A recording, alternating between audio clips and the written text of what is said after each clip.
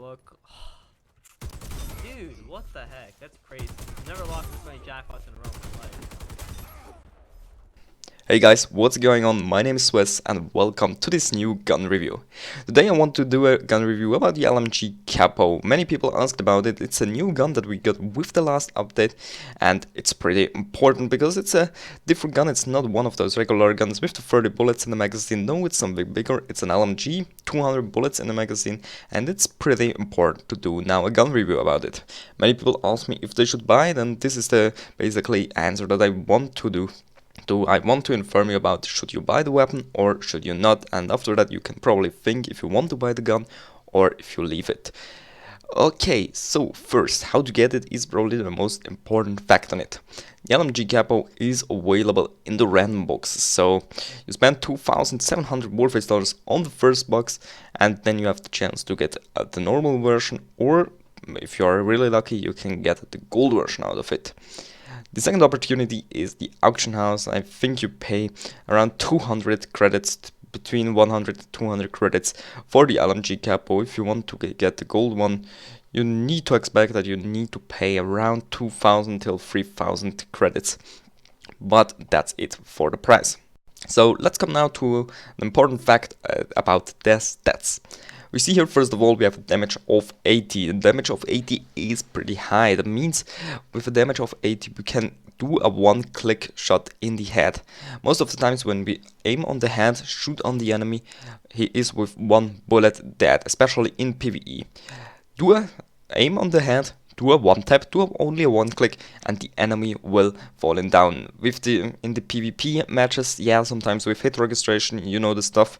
Sometimes you vary a little bit, you need maybe 2 or 3 bullets in the head, but this is still pretty good. So aim on the head with this gun and it will work out really fine.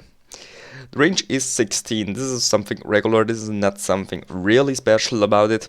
You still hit enemies on long range really good, just do one tap firing, this is the most important fact. The RPM is 630. This is, first of all, this is pretty low, but paired up with the high damage, it isn't such a big problem because the time to kill still stays at a nice point. You kill the enemies fast. You have the low RPM of course, but paired up with the high damage, time to kill is still really good, so you don't need to worry that much about those low RPMs. The aim accuracy is 29, this also stays in the norm, and the hip accuracy is 15. You can see it here in the gameplay. I shoot sometimes out of my hip with my hip fire. It works out in close quarters situations. Of course, you can just spray in because you have 200 bullets in the magazine, and this is also a nice point. We have 200 bullets in one magazine. That means in PvP matches, I never had honestly the situation that I actually needed to reload this gun. For PvE missions, for example in Tower Raid, Marathon, or the new Black Shark mission, it is pretty good. You don't need to reload that gun so often. In the other turn, when you need to reload the gun, it takes its time, so the reload is quite long, but in the other turn you have the magazine size of 200 bullets, so this is still pretty good. Maybe you want to know now also the difference to the gold version. We have in the gold version more range, a little bit of 0.5, but this is something that you are not feeling. I played with both versions and I can say you're not feeling any difference between the range.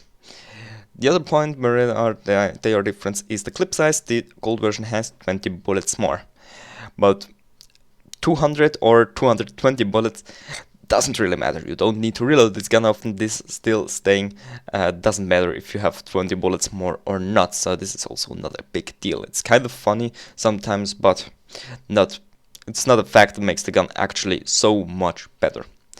But the fact that makes the gun really better is something special for cyborgs. When we shoot on cyborgs, we do 50% more damage, and this is something you're actually gonna feel. So for special operations for Cyber Horde and for Black Shark or for Anubis, where you fight against cyborgs, you are pretty good with the LMG because you do 50% more damage because you're using the gold version. Paired up with the big magazine, it's just amazing. You can do these missions really good, and this is a point where I say When you play many special operations, this is a gold gun that is useful. Also the gold power, we have the same point here, but we'll do a separate gold power review for this gun.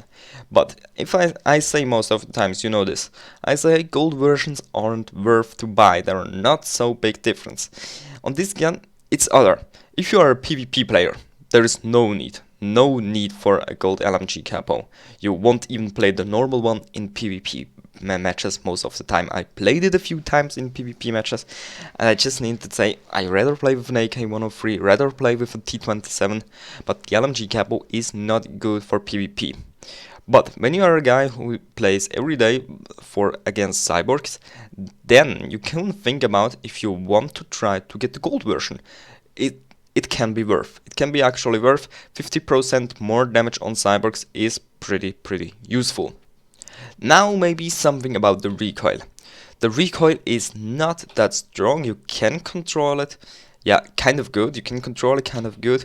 But the most important fact is that you have the high damage, put a 2x scope or a 3x scope probably on it, aim on the heads on the enemy and do a one click. This is the most effective way. You can spray in, you have many bullets in the magazine, you can spray in, but an effective way to use this gun is doing one taps, and this is the best way to use this gun effective. Now overall I need to say the LMG Capo is a pretty good gun for PvE missions. You don't need to reload this gun such often, you can just run through the missions, do 50% more damage on cyborgs, and this works out pretty fine. So for an active PvE player there is a useful point on this gun, and I can say if you're active in PvE, it's probably worth for you to buy this gun. Now for PvP players who say no, they are not often play PvE missions, then this gun is definitely not worth. You are way better in PvP matches with an AK-103. You are better with vendor guns than with this random box gun. It's just, yeah, you have those 200 bullets in the magazine. This is pretty fine, of course, but overall the high damage but the low RPM is just not that good. The time to kill stays not such a good norm that it can be compared with a T27 or an AK-103. So that's overall for my side. From my side, let me know if you got this gun already and if you are happy with it. As always guys, thanks very much for watching, and I hope I could help you out and you know maybe if you want to buy this gun or not. So enjoy your Sunday and have a nice week.